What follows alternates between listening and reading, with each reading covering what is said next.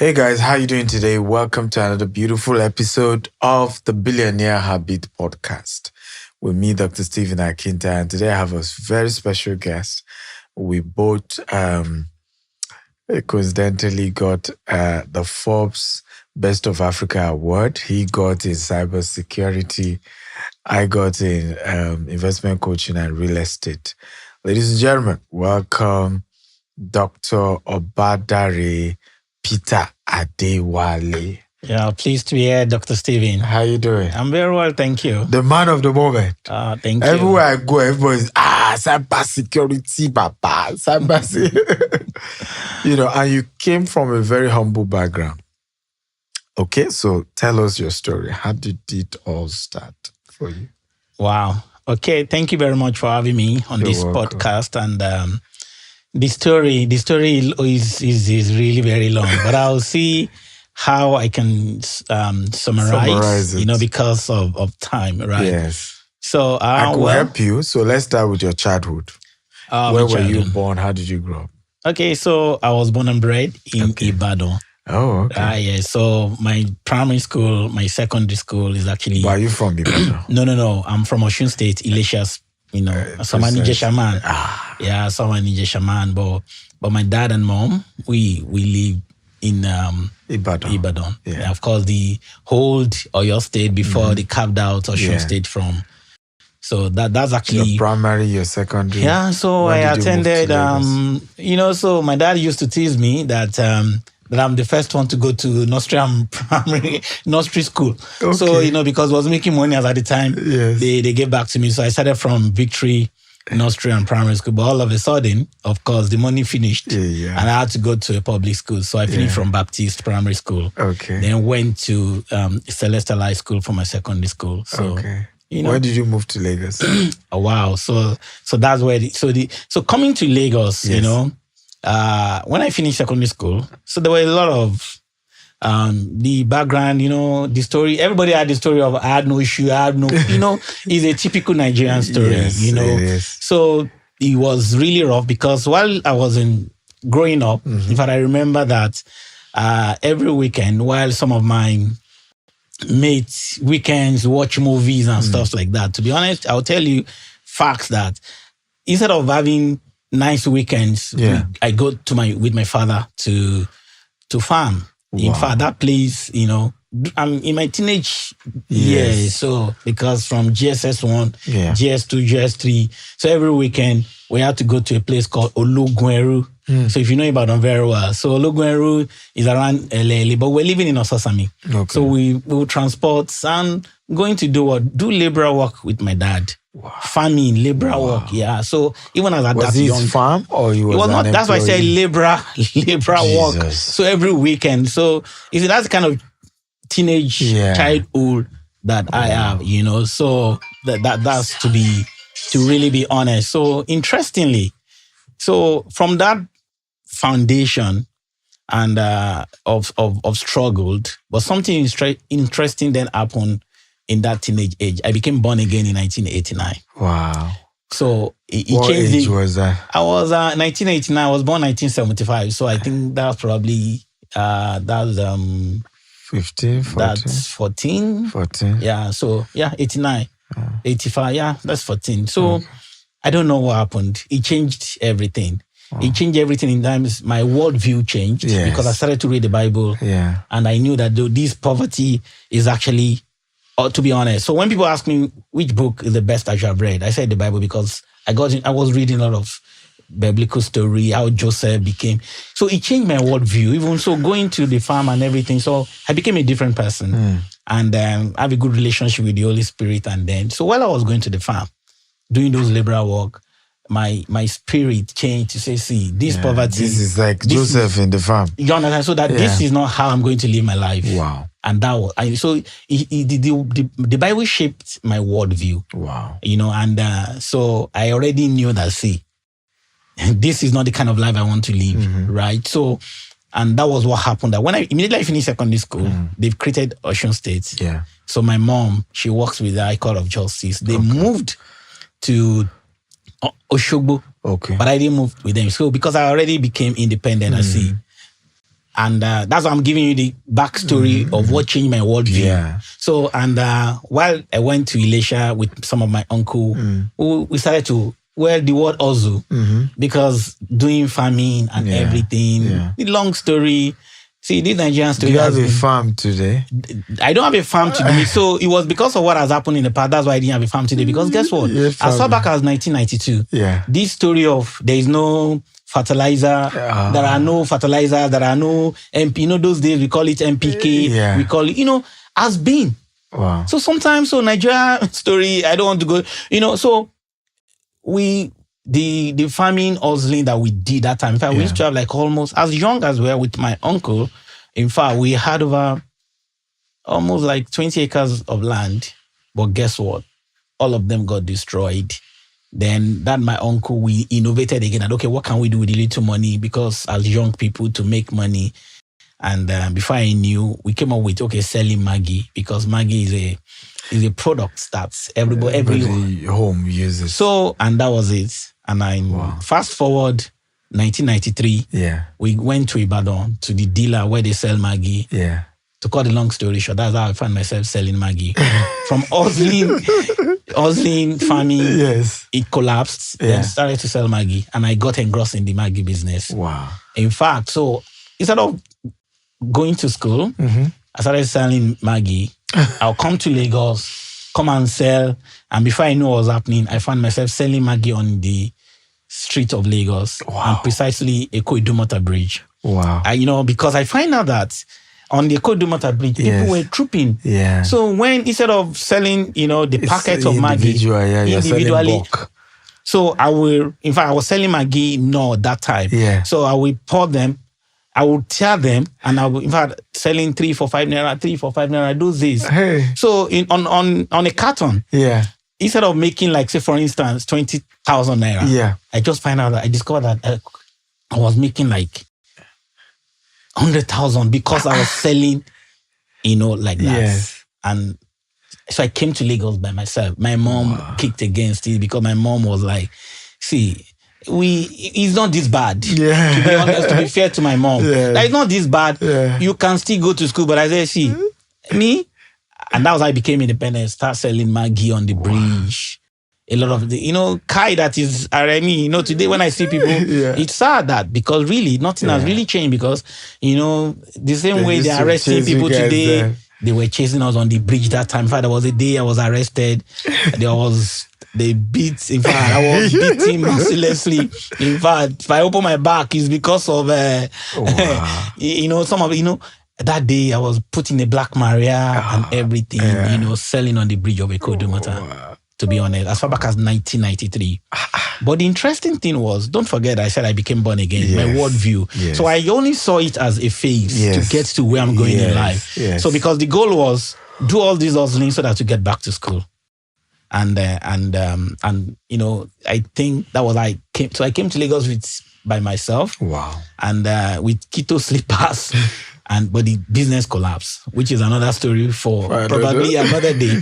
So the business collapsed, and then when the business collapsed, because of some lack of, but though it was highly so successful to the extent that, in fact, but then, because of the exposure, financial illiteracy, so many other factors, and family issues as well. You carry your capital, go and help family members. Everything collapsed. Some personal issues that I cannot say for now. Yeah. Now, so I went back.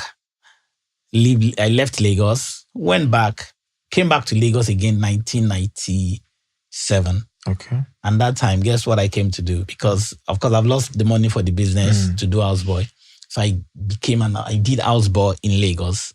Because the quest to go back to school, because my mate has finished secondary school since 1992.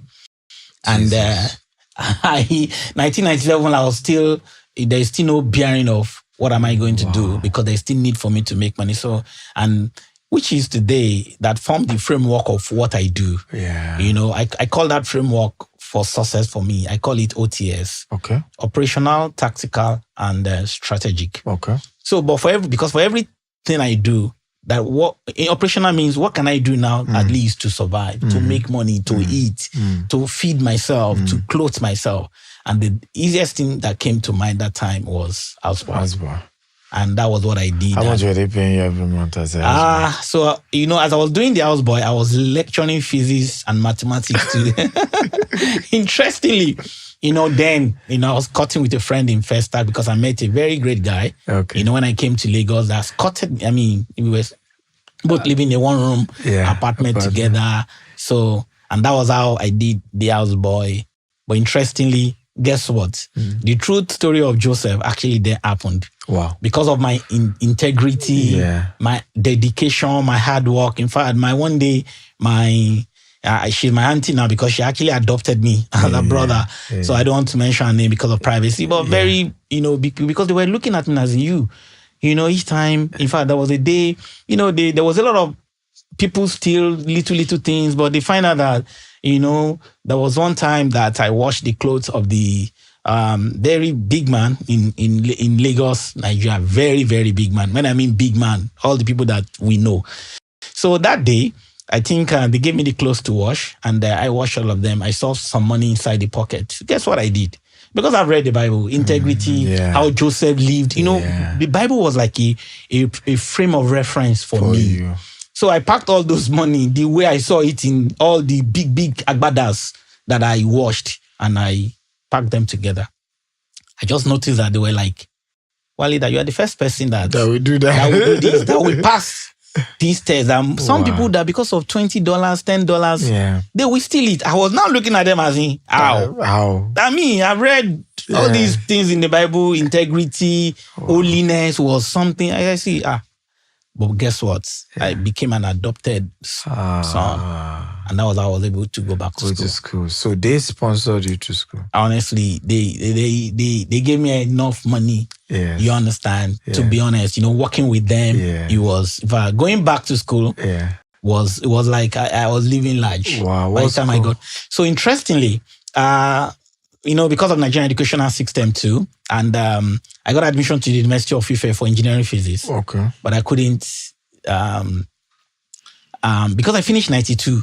Yeah. So my English, I had P7 in English that time, So by the time I wrote JAM, honestly, I didn't know that University of Ife don't take P7. So I couldn't read. It was bad. It was a bad experience. But that was what, so all the depression everybody's talking about, things have been. Yeah. In fact, I was depressed because I've waited this long. Yeah. But because of P7, I couldn't get admitted.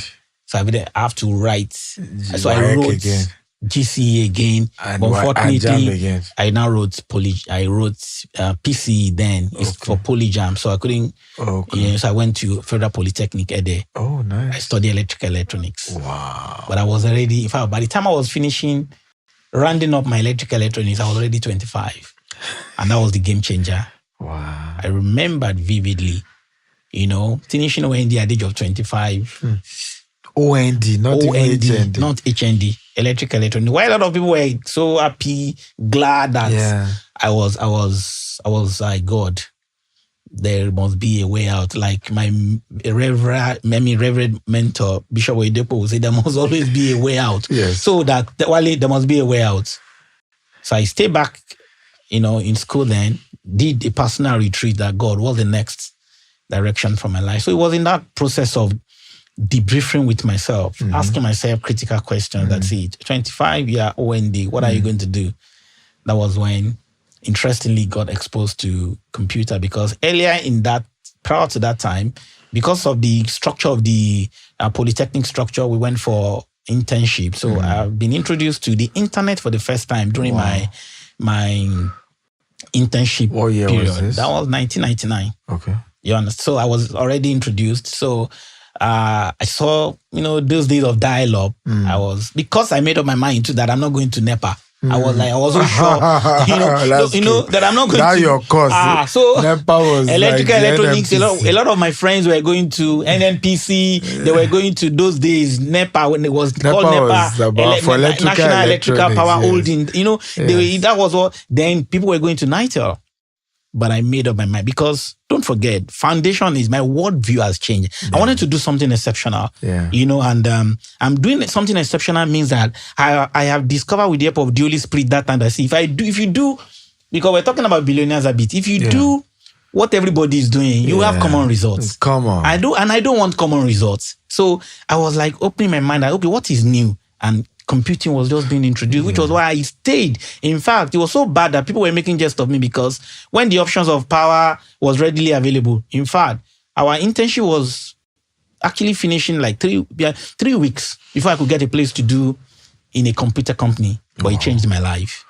I won't lie to you. What company was that? The company, in fact, MPOG. It still exists? The MD. In fact, I still relate with my MD.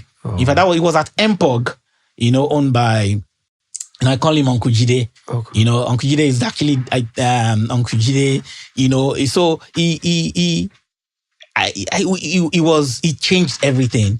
So I saw computing. I was playing with the computer for the first time. Jide what? I saw Ogumekon. Okay. Jide Ogumekon. Yes, I'm actually proud to say his name because believe me, it was that because he set up that platform. So it was at MPOG that I saw internet, scanning, we do dial-up. So, of course, it was like somebody that was looking for success. Wow. So, it was at MPOG, I started doing research. Even I did the COS program, the Polytechnic COS program. So, now fast-tracked when I finished, during my retreat program, I knew that, this is the way to go. And I started to build capacity in that line. So, got back to Lagos again. And then, getting back to Lagos, it was... what do I need to do? Then the choice of should you go for HND, should you go for BSc? Okay. So I decided because of discrimination. Yeah. I went to LASU. Okay. So and then you now study computer science. And it's for computer science because of the discrimination. And fast forward, while I was doing all of that, I started because of my exposure at MPOG, I started doing professional exam. In fact, I wrote my first professional exam in the year 2001, which is the MCP, Microsoft Certified Professional. Okay. And I started writing professional. But in the midst of that, but the BSc in LASU was a part-time program. Okay. So good. So while I was doing that, I got a job. Too. I was shocked. I got a job because of the MCP. Wow. I actually got a system administrator job in a cyber cafe. Wow. Even when BSc were any 30K that time. Yeah.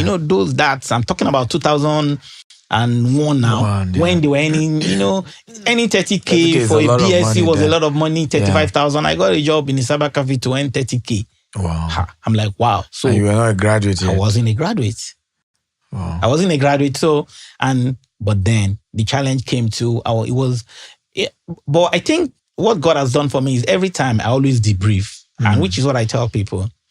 Don't just run life. Yeah. Always take time to pause. Yes. Debrief with yourself. Yeah. I think it's one of the gifts that God gave me. So I always debrief with myself. I say, well, okay, this last week that you are running, how far? And what is going to happen? I calculated my years. By the time I will finish the last week, I will already, in fact, I calculated that I will be 31 years old. Wow. I went, so I told myself that he's going to employ me. Wow. So that he's going to employ me, so those confusion, I'm like, this thing that you're doing, I knew that, there was a void. Yeah. That something is not connecting. So it was that peak period. It was a peak period for me in a state of topsy-turvy. I was thinking, and that was when I debriefed with myself again, and I became an accidental entrepreneur. And that was accidental entrepreneur that this last thing will not help me. So I just started my own business, but it was not a business. I would call it private practice because I didn't even know what a business. I just said, let me just which poor people call us today. Also today, that private practice. So what was your first hustle? So the first also, aside from selling on the bridge and the farm, so now that I now have intellectual knowledge to trade with, so it became like, okay, I started selling computers. So because of what I've learned, don't forget at MPOG. So those days, now today, IT has become has become highly commercialized today. There is the consumerization of IT. That time to couple a system, but that was our own innovation because there were very few people that would go to the markets, and that time you buy a board, a motherboard, know the kind of motherboard to buy, know the kind of hard disk, and because of my spirit of excellence that I got, giving my life to Christ, reading the Bible, that you have to be the best of the best. Believe me sincerely. So when I couple my system, everybody wants to buy. Wow. And on one system that time, I was making 100K. Wow. When I couple my own system, 2002, 100K on 150,000. So imagine if I sell 10 system, I've already made 1.5 million. Honestly speaking. So yeah, millionaire as far as 2000. I was when I so if you can call you old money then. Believe me, wow. If I took 10 system, and it was easy because those compact branded system in those days, compact Dell were expensive. Dell, So before I knew, I've done 1.5 million codedly. Wow. You understand, codedly. And that was where I left class. So I was doing the hustling. But interestingly, going back to my past life, that's my auntie that adopted me, really. When I was doing houseboy with them. She's still in my life. Wow. So each time I debrief with her, she's well exposed. And so one day, she called me and said, see, that, Wale, this thing you're doing private practice, there is a place, and you need to learn how to run a business. Don't think it's just PP. Yeah. And that was how she told me about Faith Foundation. Wow. In fact, her name is actually Chief Mrs. Dina. Okay. So she told me about Faith Foundation, that Wale. I say, auntie, where will I get money from? Money to go to a business school. She says, see, Faith Foundation, you have the best of the lecturers, the best of this, the best of that. In fact, those days when the Faith Foundation, all the top executives that you know in this world come at Faith Fund. So Faith Foundation, so what at Faith Foundation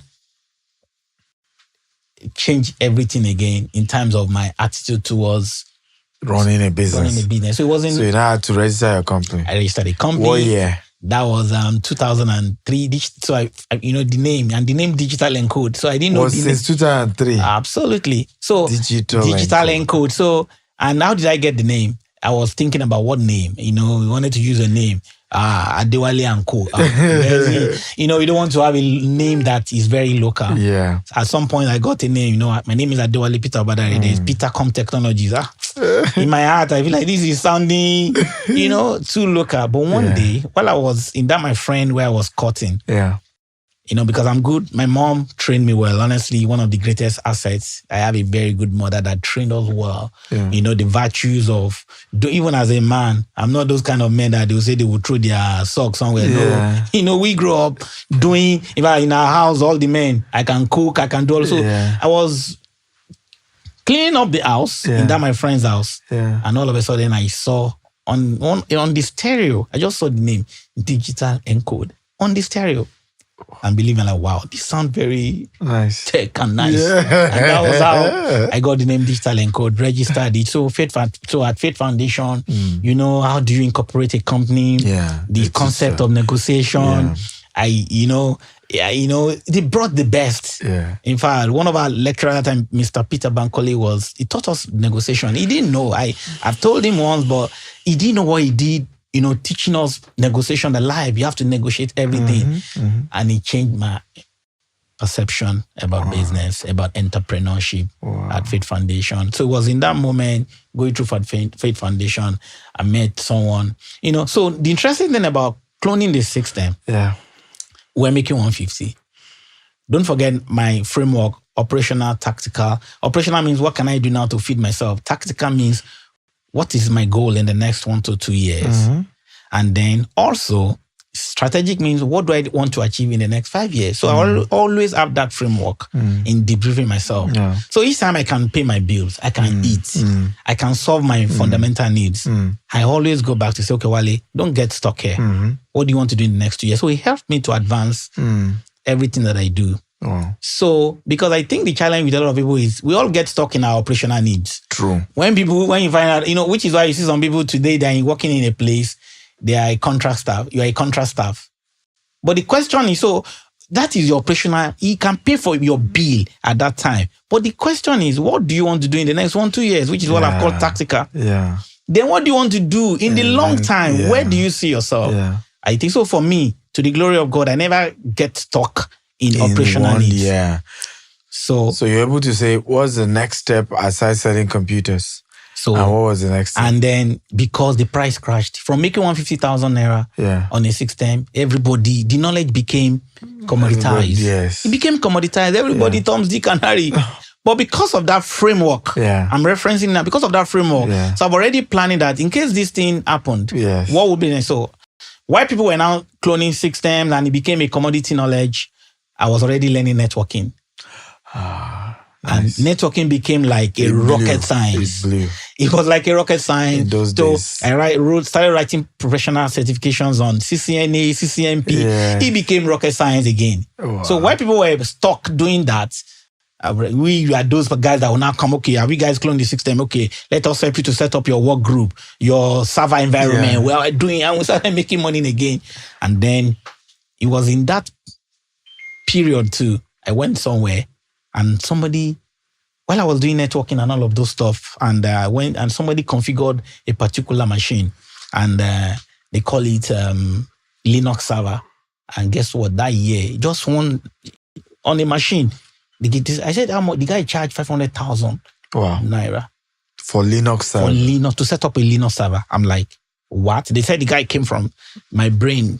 I opened up again. Wow. What is this technology? They said Linux. And I started to ask myself, where will I learn Linux? That was how I got introduced to one of the, in fact, the best Linux guy at that time in Nigeria. Okay. His name is Oluseyi Akintayo. Wow. I went there to learn Linux, and that was how we met. If I was learning Linux in the training, I have my money, I already have my system, and they started to teach me Linux, and I'm like, wow, this guy is so... In fact, he knew Linux like as if he was the one that actually started Linux. And that was why he told me, oh, God, you know Linux this much. Have you heard about this story? That somebody set up Linux and made 500,000. Yes. You are charging me 20,000 for training. God, where are you? And that was like, you know what? Let's come together. I started and that was how we started. That was how we formed the collaboration. Wow. And we formed the partnership. Wow. And we started business. So it became a new phase for the business. Wow. And then, of course, don't forget, I have Digital Encode. Yes. He has his own company, Invas, and then we started and all of that. And fast forward, we're doing that. We're doing Linux. In fact, there were all the cyber cafe. We're doing Linux solutions. And then, don't forget, people go where the money is. So people too started to see, and then and the quest to say, don't forget operational, tactical, strategic. What's the next thing to do? And it was in that moment, and I was doing Cisco, I started writing professional certifications, but it was still tough to get to the peak, because most of the that time I've done a lot of professional certification in networking, but most of the big projects in networking, believe me sincerely, we couldn't get them because of the big companies, and those big companies which we value them. Every time we study them, like companies like those days, in fact, Computer Warehouse Group. The Computer Warehouse Group of this world, the Telnet of this world, the Weco systems of this world, the Bytrax of this world. Those are big companies, and you're not saying you are Digital Encode to do major big, because that was the time banks were building infrastructure. So we couldn't do it. We were losing out. I went back to debrief with myself, with the Holy Spirit was the way out. If I was the moment of debriefing, fasting and praying, what do I do? My mind was opening that, okay. And because of the virtues of what we do too, we've been hearing the word, we don't call it cybersecurity that time. It's just general, security. And if you really know Linux very well, Linux operating system actually comes naturally with a lot of security tools. So that introduction, and we always say something, cybersecurity, this one, that one, the exposure. Oh, yeah. This was now like 2005. Okay.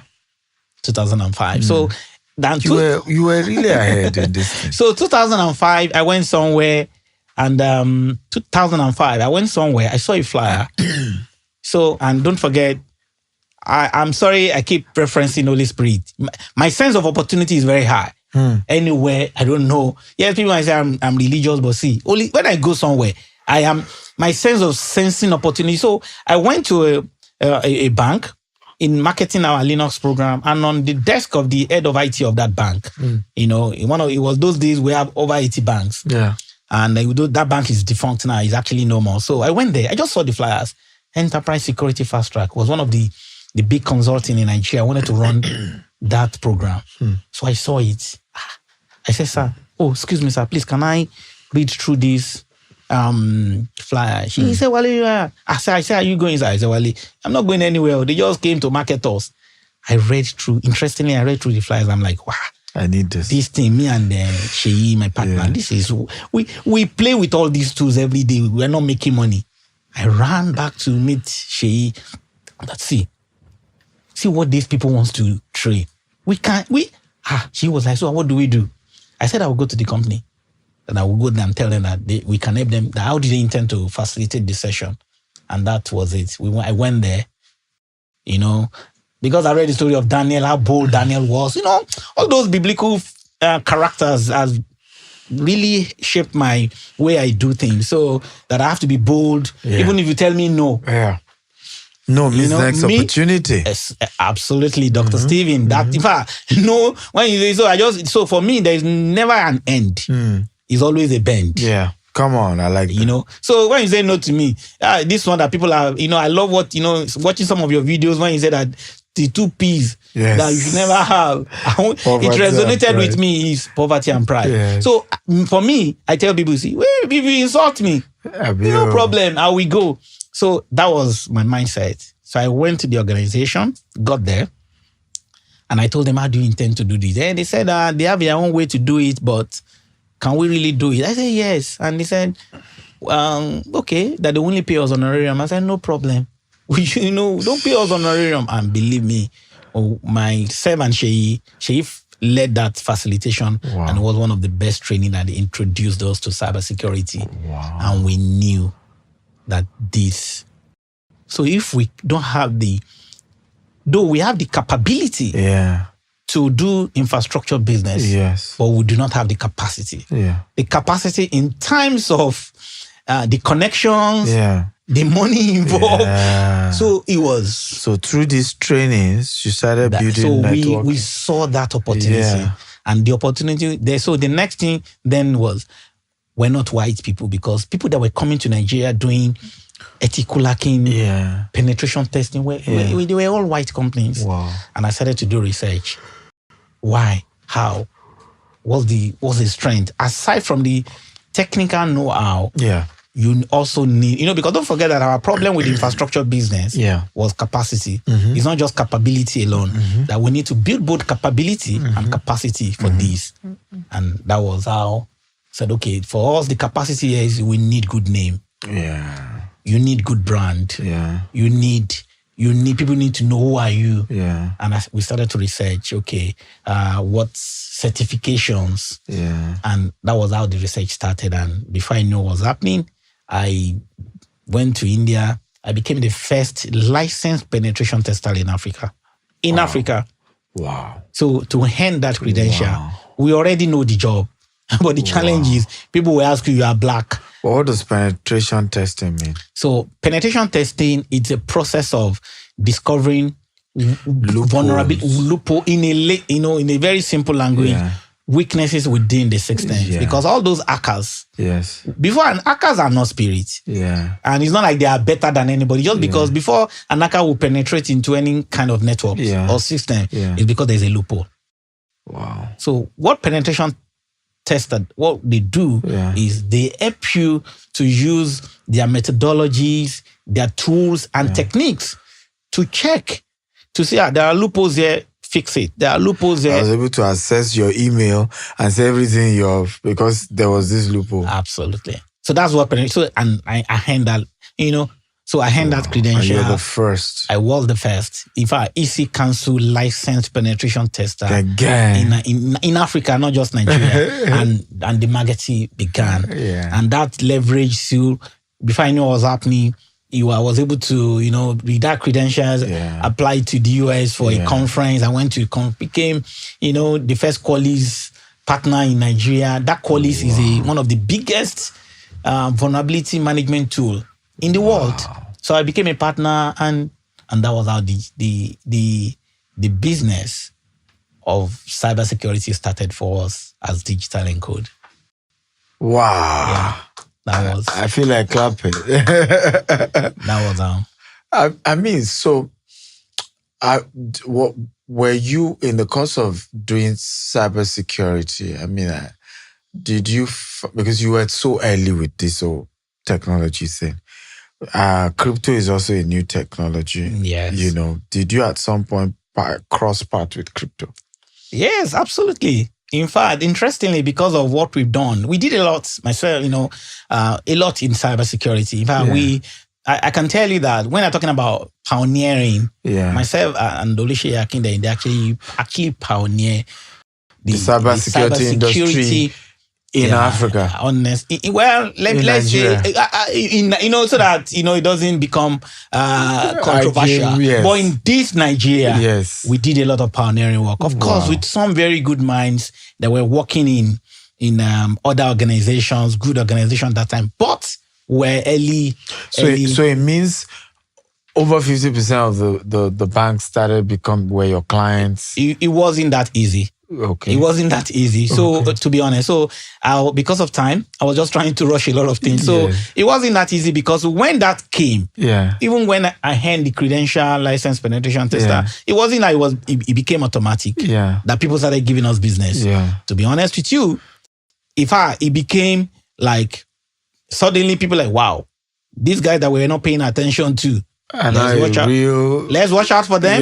The competition. And how do we crush them? Wow. And how do we crush them? So that was actually, I'm being honest with you. Wow. And then I went back to debrief with myself. I'll be honest. That's the way I live my life. That wow. So all of a sudden, you're saying like, if you're not careful, you can actually be crushed, because number one, but then we were determined that we will never be crushed. Wow. So while we're building the technical know-how, I told myself, and the Holy Spirit inspired me to the best way, number one, so to fight back is bringing all the arsenal to shatter these glass ceilings, because fundamentally, don't forget, we're black, we're Nigerians. And then we jokingly tell ourselves, myself and my partner, that we're vertically challenged. Because when we appear somewhere, you can imagine my height now and imagine my height those years. So the best, and do this with Wale. And I go to winners, and I've listened to a lot of Bishop Oyedepo's messages and everything, how, and I watch his life, how, he has shattered a lot of glass ceilings. So I told my dad, the only way. And he's also vertically challenged. So you share that in common. And that was when the concept of knowledge banking, because I hear you say land banking all the time. Each time I smiled. And that was when the Holy Spirit said, well, knowledge banking. And I'm like, knowledge banking. I'm hearing that for the first time. So knowledge banking, that Wale, that for everyone, that the easiest tradable asset in this world is knowledge. So that Wale fight back with knowledge. And I said, how? I started to write professional certifications. And that time, I said, in fact, today I have 58 professional certifications. 58 professional certifications. Jesus. And not just having the certification. Jesus. Make sure you can defend all your certificates. So you can imagine that those days I have 30, some people are still struggling with 2 certifications. So despite that we're vertically challenged, but don't forget, with the emphasis, there's a balance between knowing the job. Knowledge bank. Knowing the job, right? Knowing the job, practically speaking. And then what they now say, because sometimes what they were now using against us is, where are their credentials? Who are they? Are you sure they are not hackers? Are you sure they are not Yahoo? Are you sure they are not this? They wanted to be using all to discredit us. But when they see, in fact, sometimes, when you now see our profile at that time, people will know, they will be expecting one big, tall, big companies, and then when we now appear, you mean you are the... that has all this... And interestingly, while they're looking at the certificate, we now know the job. Come on. So it wasn't like a situation by, you have the certificate, you do not know the job. Perceived value plus actual value equals to consistent cash flow. That's my quote. So you just proved that now. So it was, and it was, and that was it. And interestingly, while we're doing that too, while we're doing all of that, we started getting traction. With those technical certifications. With those technical certifications, then all of So where did crypto come in? I'm trying to drive how crypto came in. Yes. So we started getting traction. We're doing presentation everywhere, all the banks. We were, in fact, our mantra at that time was information security made simple. We're breaking down big things that people do not understand. So everywhere, we're opening their eyes. And that was how we got introduced to the central bank. It was one conference that, and getting into that conference is another story for another day, because getting to that story, I saw it in the newspaper that the Central Bank of Nigeria is having a program on electronic payment insecurity in Nigeria. And I saw it in the newspaper because I always go to the vendors those days. Now, electronic version of most of it. So I'll go. There. So I went, I saw this conference. And they said, before we can speak in the conference, we have to pay. I said, if I myself and my partner, of course, we fought because he was wondering, why are you crazy? Why will you pay to go and speak at the conference? At the conference, we paid. Wow. I told him that, we fought, but I told him that, if he didn't support me, I paid. Wow. And guess what? They told us in that conference that they only give us 2 minutes.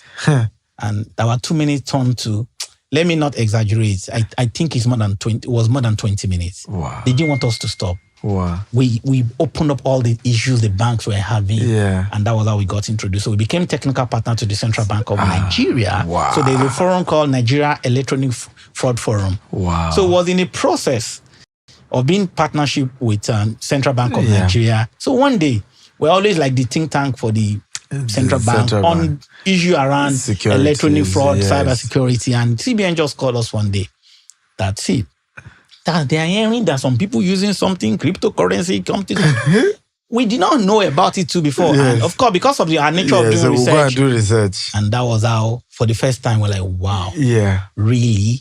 So there's actually something, blockchain, cryptocurrency, Bitcoin, and all of that. What year was this? This was 2013.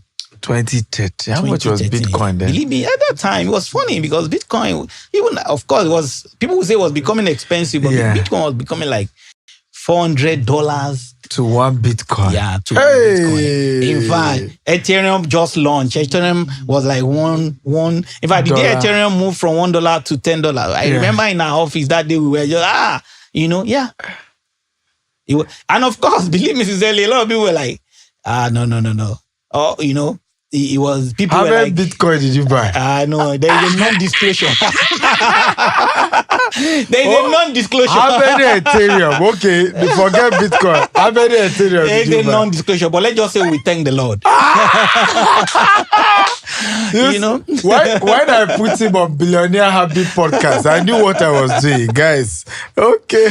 So, but believe me sincerely, the Ethereum that you're seeing at $3,000 today. Wow. I can tell you vividly when Ethereum was $1. Even that time, those guys were thinking it was expensive because Ethereum started from 0.000. But I can tell you vividly, $1, $10. In fact, as at March 2020, during the COVID, Ethereum price was still even dragging between $90. This COVID 2020 year, $90. Because on my 45th birthday, I remember, Ethereum crashed to $80 that day. We're just joking that all these things, I just hope this thing will not become, it won't zero rise. Wow. But look at everything has blown up today.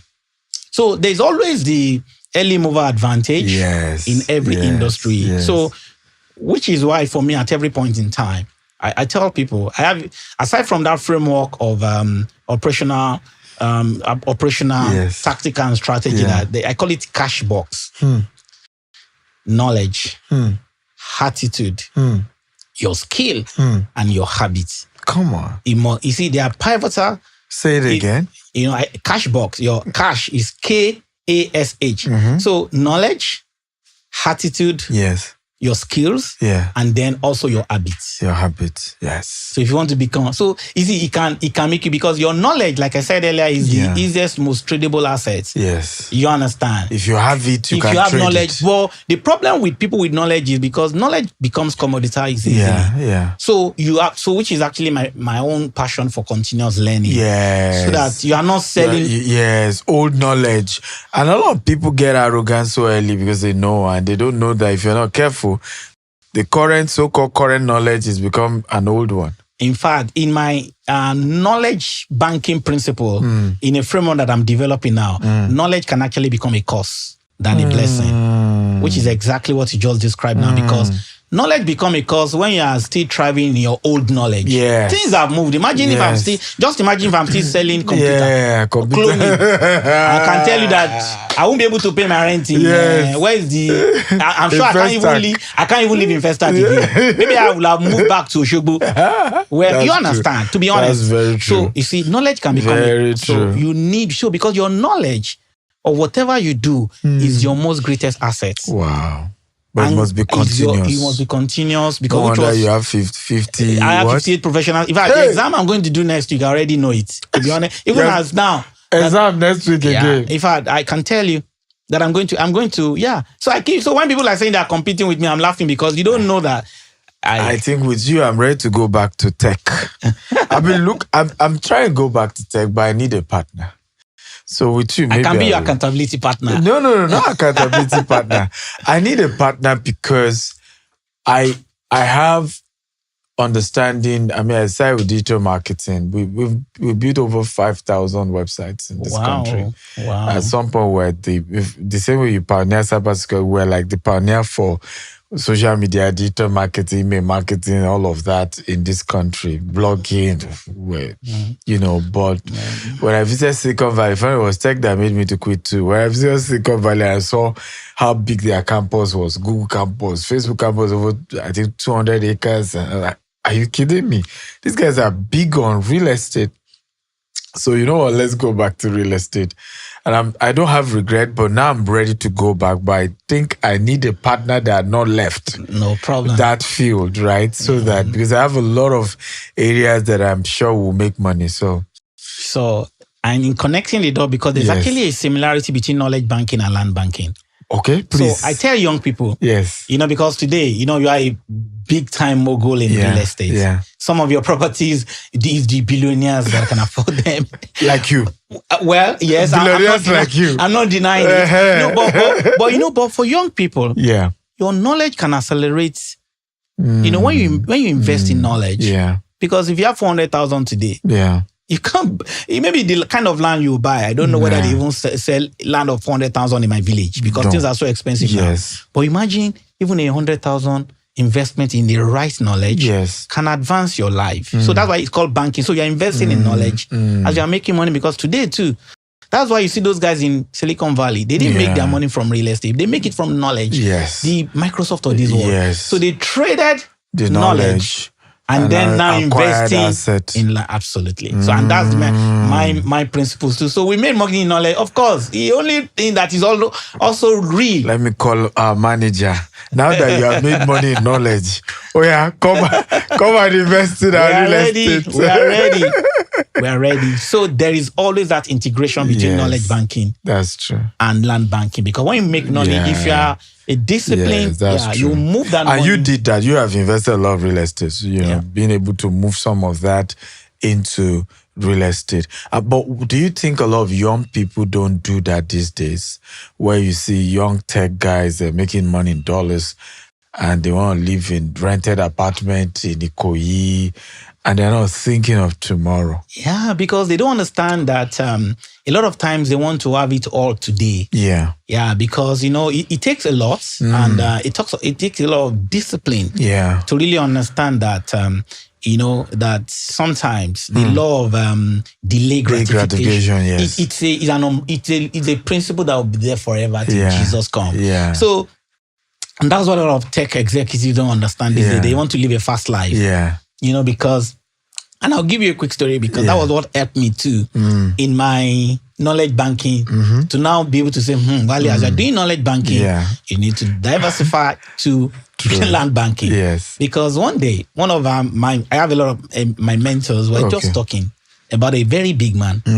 I always give his driver money every weekend. You know, he was living anyhow. Wow. So one day, they were going somewhere and the driver just said, Oga, please, can we pass through Ikorodu? You know, he begged him. They were coming all from Lagos area, Lagos Ibadan Express Road. I wanted to draw something at home. Being a very good boss, said, okay, no problem. Let's go. I will oblige you. It's good to even know your house. To even, as if you were there. Yes. And they got there. This man was, he saw the way they were greeting his driver. Everybody, Daddy, welcome. You know, he was taken aback. He was shocked. Yeah. True life story. Wow. He was like, massive 4-bedroom duplex. No, flat. He has tenants. He's only taking one of the units. He probably built 10. So they now say, call his, when they were driving, what happened? I saw they were greeting you the way some people are saying, everybody, why, what are you doing? And the driver smiles, Oga, you know, spoke in Yoruba, that's what God did. He said, what did you say? The boss wanted to collapse and started to lash you. You are a useless man. So me, I will be giving you 20,000 every week. He says, all those 20,000. You know, imagine those days. That's what I was using to buy land. I was building. I was, you know, you the Oga. That was what he now said. That, you know, you can't live in those places. You can't live in Ikorodu. That was what changed that man. He abused the driver that I will be using my money to drink vodka. I'm not saying people should not drink vodka, but I'm just saying, because of the question that you asked, that today youths want to live a fast life. They want to wear the Balenciaga. See. Cameraman, are you hearing? They need to learn that you will have all of those things. Yes.